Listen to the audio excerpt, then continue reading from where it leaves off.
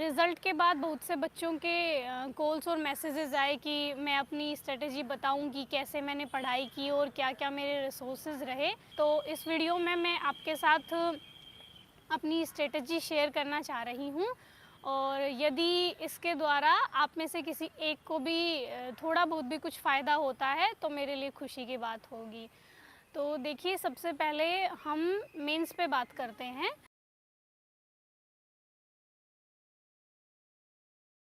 Mains के लिए मेरे रिसोर्सेज रहे क्योंकि ज़्यादातर बच्चों के क्वेश्चन रिसोर्सेज के बारे में ही होते हैं। सबसे पहले एस्से का पेपर आता है। एस्से के पेपर में हम जो सबसे बड़ा चैलेंज होता है वो एस्से चूज़ करने का होता है। तो मैं यही कहूँगी कि जिस एस्से को लेके आप सबसे ज़्यादा कंफर्टेबल हैं और जो आपको अच्छे से समझ में आया है, आप उसी एस्से को चूज़ करें। और एस्से के लिए जो मेरे रिसोर्सेज रहे वो निबंध दृष्टि नाम से एक बुक आती है जो दृष्टि आईएएस की है, आप वो देख सकते हैं। और एक बुक निशांत जैन सर की है जिसमें उन्होंने टॉपर्स के कुछ एस्से मतलब इंक्लूड किए हैं, तो वो भी आप देख सकते हैं एक बार मतलब आइडिया लेने के लिए। अदरवाइज़ एस्से में आपको अपने ही थॉट्स रिप्रेजेंट करने होते हैं। और एस्से के लिए जो सबसे इम्पोर्टेंट काम है वो ये है कि आप एक अलग से नोटबुक बना सकते हैं जिसमें हम अपने कोट्स रख सकते हैं या कोई फेमस स्टोरी रख सकते हैं, मतलब ऐसी चीज़ जो हम एस्से में यूज़ कर सकते हैं। और एस्से में आप जो इम्पोर्टेंट कीवर्ड्स हैं उनको अंडरलाइन कीजिएगा। कोशिश करिए कि ब्लैक पेन यूज़ हो जाए जहां हम कोट्स यूज़ कर रहे हैं या कोई इम्पोर्टेंट बात, कोई डाटा, कोई फैक्ट या कोई रिपोर्ट यूज़ कर रहे हैं। तो एस्से के बारे में यही सब कुछ। उसके बाद जीएस 1, जीएस के पहले पेपर में देखिए उसका थोड़ा वास्ट सिलेबस होता है। उसमें हमें हिस्ट्री भी पढ़नी होती है, ज्योग्राफी भी पढ़नी होती है, सोसाइटी भी पढ़नी होती है। तो उसके लिए सबसे पहले हिस्ट्री के लिए एनसीईआरटी तो आपको पढ़नी ही है 6 से लेकर 12 तक। आप ओल्ड भी पढ़ सकते हैं, न्यू भी पढ़ सकते हैं, लेकिन मैंने ओल्ड एनसीईआरटी पढ़ी थी। तो हिस्ट्री के लिए सबसे पहले ओल्ड एनसीईआरटी 6 से लेकर 12 तक। उसके बाद आप स्पेक्ट्रम पढ़ेंगे। मतलब स्पेक्ट्रम ऐसी है जो प्रीलिम्स में भी आपको हेल्प करेगी और मेंस में भी आपको हेल्प करेगी, तो स्पेक्ट्रम मस्ट है। उसके बाद आप बिपिन चंद्र पढ़ सकते हैं। मतलब मैंने जो बिपिन चंद्र की बुक थी स्वतंत्रता संग्राम, ये वाली पढ़ी थी। तो आप स्पेक्ट्रम पढ़िए, बिपिन चंद्र पढ़िए, उससे मतलब वो मोर देन इनफ है आपके लिए। और उसके बाद ज्योग्राफी के लिए जो सबसे इम्पोर्टेंट बुक्स हैं वो एनसीईआरटी है, स्पेशली जो 11th क्लास की एनसीईआरटी है, वहाँ से लगभग डायरेक्टली क्वेश्चन पूछे जाते हैं। तो ज्योग्राफी के लिए आप एनसीईआरटी पढ़िए 6 से लेकर 12 तक। उसके बाद एक जीसी लियोंग की बुक आती है, वो वैसे अभी तक शायद इंग्लिश मीडियम में ही है, लेकिन आप मतलब उसकी लैंग्वेज बहुत सिंपल है। मतलब मैंने वो पढ़ ली थी कि मतलब उसमें से जो मतलब बिल्कुल बेसिक कॉन्सेप्ट्स उसमें समझाए गए हैं, तो वो अगर आप कंफर्टेबल हैं तो जीसी लियोंग एक बार पढ़ लीजिएगा। और माजिद हुसैन जो सर की जो बुक है वो बहुत लेंदी है थोड़ी सी, तो उसमें से जो सेलेक्टेड टॉपिक्स हैं, मतलब जो मिनरल्स के बारे में हैं या मतलब उसमें से सेलेक्टेड पढ़ना है बस माजिद हुसैन में से। और ज्योग्राफी के लिए बस इतना ही। और सोसाइटी के लिए ज़्यादा कुछ मैं कोई बुक प्रीफर नहीं करूँगी। मतलब मैंने कोई बुक नहीं पढ़ी सोसाइटी के लिए स्पेशली। वो आपका न्यूज़पेपर से हो जाएगा। और जैसे मेंस के टाइम जो विज़न आईएएस का मेंस 365 आता है, आप उसको ज़रूर पढ़िएगा, वहाँ से कवर हो जाएगा। तो पहले पेपर के लिए इतना। और जीएस 2 में बेसिकली पॉलिटी आती है, तो पॉलिटी के लिए वही आप 6 से 12 तक की एनसीईआरटी पढ़ेंगे। और उसके बाद लक्ष्मीकांत आपको एकदम मतलब अच्छे से पढ़ लेनी है। मैंने लक्ष्मीकांत का पता नहीं कितनी बार रिवीजन किया था, तो लक्ष्मीकांत आप अच्छे से पढ़ेंगे। और एक गवर्नेंस पे भी उनकी बुक आती है, लेकिन वो मैंने नहीं पढ़ी थी, मतलब मैंने ली थी लेकिन मैंने पढ़ी नहीं, तो आप देख लीजिएगा। और बस पॉलिटी के लिए इतना ही। एनसीईआरटी आप अच्छे से पढ़िएगा, मतलब उसकी भी जो 11th-12th की एनसीईआरटी हैं वो बहुत इंपॉर्टेंट है। और उसके बाद आप लक्ष्मीकांत पढ़िएगा। उसके बाद मेंस 365 पढ़ना है आपको पॉलिटी का, तो वहाँ से आपका कवर हो जाएगा, मतलब करंट अफेयर्स। उसके बाद हम आते हैं इंटरनेशनल रिलेशंस पे। देखिए, इंटरनेशनल रिलेशंस के लिए कोई स्पेशल बुक नहीं पढ़ी मैंने, बस मैंने न्यूज़पेपर से पढ़ा था जो डेली आईआर का जो भी पेज आता है वो। और उसके बाद जो मेंस 365 आता है इंटरनेशनल रिलेशंस का, वो आप ज़रूर पढ़िएगा। और उसके बाद एक दृष्टि आईएएस की साइट है, वहाँ से आप देख लीजिएगा, मतलब वो डेली जो एनालिसिस करवाते हैं मतलब करंट अफेयर्स का, वो आप देख लीजिएगा। उसके बाद GS3 में बेसिकली इकोनॉमिक्स आता है, इन्वायरमेंट है, साइंस एंड टेक है। तो देखिए मैंने लगभग 1 साल ही प्रिपरेशन की थी। 1 से 1.5 साल में आपके पास इतना कम टाइम होता है कि सारी चीज़ें कवर करना बहुत मुश्किल हो जाता है। तो मैं बहुत सिलेक्टेड पढ़ा है, मतलब मैंने जैसे GS3 में मैंने इकोनॉमिक्स अच्छे से पढ़ा। इकोनॉमिक्स के लिए रमेश सिंह मैंने ली थी, लेकिन इतने अच्छे से मैं नहीं पढ़ पाई उसको, क्योंकि वो बहुत लेंदी बुक है। तो आप संजीव वर्मा प्रीफर कर सकते हैं, मतलब संजीव वर्मा अच्छी है, वो थोड़ी छोटी भी है और मतलब ईजी लैंग्वेज में समझाया गया है। तो संजीव वर्मा पढ़ लीजिए आप इकोनॉमिक्स के लिए। और मुरनाल सर के जो लेक्चर्स हैं, मतलब मैंने सारे नहीं लिए मुरनाल सर के लेक्चर्स, मतलब कुछ जैसे बजट वाले हैं, जो इकोनॉमिक्स सर्वे वाले हैं, वो सारे लेक्चर्स मैंने ले लिए थे इकोनॉमिक्स के।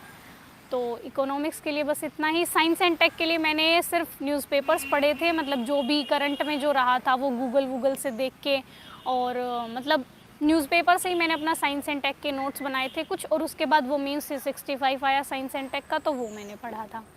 और इन्वायरमेंट के लिए देखिए मैंने शंकर आईएएस पढ़ी थी, वो शायद इंग्लिश मीडियम में ही है, लेकिन मैंने उसको पढ़ा था, मतलब वो इजी लैंग्वेज है, आप समझ जाएंगे। तो शंकर आईएएस पढ़िएगा, मतलब वो प्रीलिम्स में भी बहुत हेल्पफुल रहेगी और मेंस में भी हेल्पफुल रहेगी। तो इन्वायरमेंट के लिए शंकर आईएएस। उसके बाद इकोलॉजी के लिए, जो इन्वायरमेंट एंड इकोलॉजी के लिए कुछ और ऐड करना चाहें अगर आप, तो अनअकैडमी पे मधुकर कोटवे सर की क्लासेस आती है, वो यूट्यूब पे भी अवेलेबल है, मतलब मैंने यूट्यूब से ही ली थी। तो मधुकर कोटवे सर से मैंने इन्वायरमेंट एंड इकोलॉजी पढ़ा था, तो आप देख लीजिए, उनका अच्छा लगा मतलब मुझे। उसके बाद GS4 इथिक्स का पेपर, बेसिकली हमारी जो मतलब उसमें बहुत स्कोप होता है कि हम अपने थॉट्स उसमें रिप्रेजेंट कर सकें। तो इथिक्स के लिए मैंने स्टार्टिंग की थी लेक्सिकॉन से। आप सबसे पहले लेक्सिकॉन पढ़िए, मतलब लेक्सिकॉन में उन्होंने सिलेबस के हिसाब से मतलब बता रखा है सारी चीज़ें, तो उससे हमें एक बेसिक आइडिया हो जाएगा कि मतलब इथिक्स क्या है और सिलेबस में हमारे क्या क्या हैं। और तो लेक्सिकॉन मैंने पढ़ी थी। उसके बाद मैंने सिर्फ टेस्ट सीरीज़ लगाई थी इथिक्स की, मतलब मेनली जो सबसे इम्पोर्टेंट यहाँ टेस्ट सीरीज़ है, क्योंकि टेस्ट सीरीज़ में आपको केस स्टडीज़ मिलेंगी और आप अटेम्प्ट करेंगे तो आपको पता चलेगा कि कैसे मतलब केस स्टडीज़ आती हैं और उनके मॉडल आंसर्स आप देखेंगे। तो इथिक्स के लिए टेस्ट सीरीज़ मतलब आप ज़रूर लगाइएगा कोई अच्छी सी। और इथिक्स के लिए थोड़ा सा जो मैं बताना चाहूँगी, वो सबसे इम्पोर्टेंट है कि उसका सिलेबस, GS4 का जो सिलेबस है उसमें कुछ कीवर्ड्स दिए हुए हैं, जैसे एक सिविल सेवक के क्या क्या गुण होते हैं, जैसे ऑनेस्टी है और परसिवरेंस है, ये सब। तो आप वो कीवर्ड्स हैं जो वो अपने मतलब आंसर में यूज़ करें। और इथिक्स का पेपर थोड़ा सा लेंदी होता है, तो वहाँ आप अपनी स्पीड का ख्याल रखें और मतलब पेपर पूरा अटेम्प्ट करने का प्रयास करें। और इथिक्स का हो गया। तो ये मेरी मेंस की स्ट्रेटजी रही बेसिकली।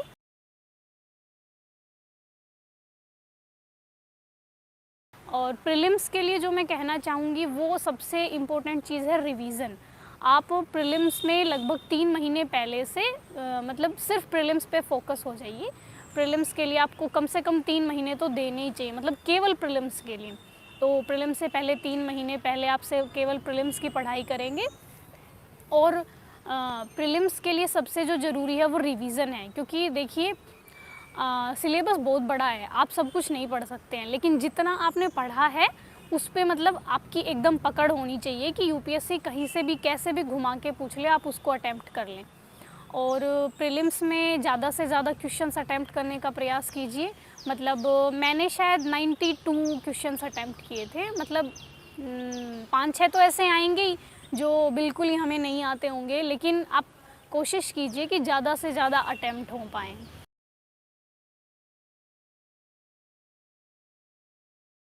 और CSET के लिए देखिए, मेरा बेसिकली मैथ्स बैकग्राउंड था, तो मैंने CSET के लिए कोई ख़ास प्रिपरेशन नहीं की, तो उस बारे में मैं शायद आपको उतने अच्छे से नहीं बता पाऊँगी कि CSET के लिए कैसे तैयारी करनी है। वो आपको अपनी मतलब अपनी कंडीशंस के हिसाब से देखना पड़ेगा कि आप कहाँ स्ट्रोंग हैं और कहाँ आपको और इम्प्रूवमेंट करना है। तो बेसिकली ये मेरी मेंस और प्रीलिम्स के लिए स्ट्रेटजी रही। मतलब मैंने बहुत सेलेक्टिव पढ़ा, मतलब मेरे रिसोर्सेज एकदम लिमिटेड रहे और जितने रहे मैंने उनको बहुत बार रिवाइज़ किया। तो अगर मतलब मेरी प्रिपरेशन बेसिकली एक साल की रही है, 1 डेढ़ साल की, तो उसमें जितना मेरे से कवर हो पाया मैंने उतना कवर किया, लेकिन रिवीजन मैंने बहुत ज़्यादा किया, मतलब बार बार रिवीजन।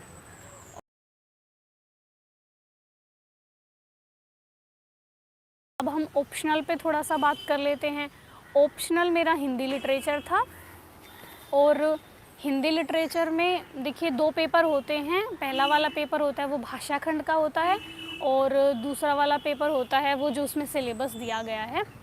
तो पहले पेपर के लिए मैं यही कहूँगी कि आप जो विकास सर के नोट्स हैं, मतलब जो मार्केट में अवेलेबल हैं, उनको एकदम मतलब अपने टिप्स पे कर लीजिए, क्योंकि जो पहला पेपर है वो बेसिकली थोड़ा सा फैक्चुअल होता है। मतलब जैसे व्याकरण के बारे में पूछेगा वो आपसे, कारक व्यवस्था है, संज्ञा व्यवस्था है, या फिर वो आपसे बोलियों के बारे में पूछेगा जैसे अपभ्रंश है, ये सब। तो उसमें आपको नोट से ही अटेम्प्ट करना है वो कुछ, उसमें कोई अपडेशन की ज़रूरत नहीं है या आप कहीं से न्यूज़पेपर से कुछ नहीं लेंगे, वो बेसिकली सर के नोट्स से ही अवेलेबल हो जाएगा। तो पहले पेपर के लिए सर के नोट्स ही बस मैंने सर के नोट्स पढ़े थे पहले पेपर के लिए, और दूसरे पेपर के लिए भी मैंने बस सर के नोट्स पढ़े थे, लेकिन थोड़ा सा उनमें चेंज किया था। जैसे जो एग्ज़ाम्पल्स नोट्स में थे मैंने वो थोड़े चेंज कर दिए थे, मतलब ताकि दूसरों से अलग लगे थोड़ा सा। तो जो हमारी बुक्स हैं जैसे गोदान है, दिव्या है, स्कंदगुप्त है, आप उनमें से थोड़े से अलग एग्ज़ाम्पल ले लीजिए, मतलब ताकि एग्ज़ामिनर को थोड़ी हमारी कॉपी अलग लगे। तो और मैं ऑप्शनल के लिए बोलूँगी कि आपकी लैंग्वेज थोड़ी सी अच्छी होनी चाहिए, मतलब उसमें अशुद्धियाँ ना हो, वर्तनी की कोई गलती ना हो, और आपकी हैंडराइटिंग ठीक हो, मतलब ठीक हो कि एग्ज़ामिनर को आसानी से समझ में आ जाए। तो ऑप्शनल के लिए यही रहा। बस मैंने ऑप्शनल के लिए कोई नोट्स नहीं बनाए, मतलब मेरे पर्सनली मैंने कोई नोट्स नहीं बनाए। जब मैंने रिवीज़न किया तो सर के नोट्स से ही रिवीज़न किया। और ऑप्शनल के लिए बस यही, आप टेस्ट सीरीज, और जो सबसे इम्पोर्टेंट बात है वो टेस्ट सीरीज़ है। मतलब जो ऑप्शनल के हमारे 16 टेस्ट और दृष्टि आईएएस उपलब्ध करवाती है, आप वो सारे लिखिए। देखिए मैंने तो सारे तो नहीं लिखे, लेकिन मैंने सारे देख लिए थे, मतलब कि उनके मॉडल आंसर्स और मैं क्या लिखती, मतलब फ्रेमिंग कर ली थी मैंने। और आप कोशिश कीजिएगा कि सारे लिखें ताकि वहाँ जाके आपको कोई भी परेशानी ना हो इस संबंध में। तो मेंस के लिए आप टेस्ट सीरीज़ लगाएंगे। मैंने जो टेस्ट सीरीज़ लगाई थी वो दृष्टि आईएएस से ली थी और विज़न आईएएस का अभ्यास लिया था मैंने, तो मुझे ये ठीक लगी। और ऑनलाइन रिसोर्सेज में प्रीलिम्स के लिए एक बायजू आईएएस की क्विज़ आती है, वो मैं ज़रूर प्रीफर करूँगी। मतलब वो डेली 5 से 6 क्वेश्चंस करवाते हैं, जिसमें करंट अफेयर्स इंक्लूड होता है और कुछ बेसिक भी इंक्लूड होता है, तो उससे आपका रिवीजन भी हो जाएगा और मतलब आपको कॉन्फिडेंस भी आ जाएगा अगर आप अच्छा परफॉर्म करते हैं तो मैंने जो बायजू आईएएस की क्विज़ थी उससे अपने नोट्स भी बनाए थे ताकि मतलब मैं प्रीलिम्स के टाइम अच्छे से रिवीजन कर सकूं।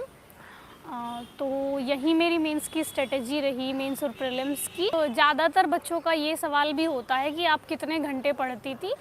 तो देखिए पढ़ाई घंटों के हिसाब से तो नहीं होती है, लेकिन अगर हम मतलब कैलकुलेट करें तो डेली आप 8 से 9 घंटे अगर पढ़ाई करेंगे तो मतलब मुझे लगता है कि वो इनफ है।